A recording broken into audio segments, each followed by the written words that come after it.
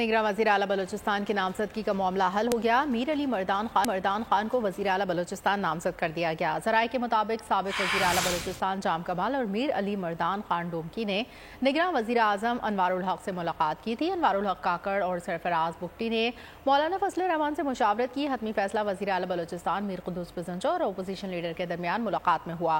Mir Ali Mardan साबिक़ senator Mir हुजूर बख्श डोमकी के बेटे हैं। अल्लामा इकबाल यूनिवर्सिटी इस्लामाबाद से सोशियोलॉजी में मास्टर्स किया। अली मर्दान खान तहसील नाजिम लहरी और ज़िला नाजिम सिब्बी भी रहे। मीर अली के भाई दोस्तैन डोमकी रुकने असम्बली और वज़ीर मुमलिकत रह चुके हैं। तारीख का अमीर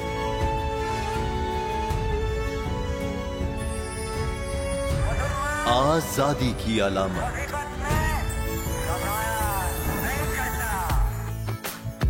हुस्न का आईनादार, फिक्र व नजरिए की अक्कास, सरफराजी का गवाह, यानी हम सबका निगहबान पाकिस्तान।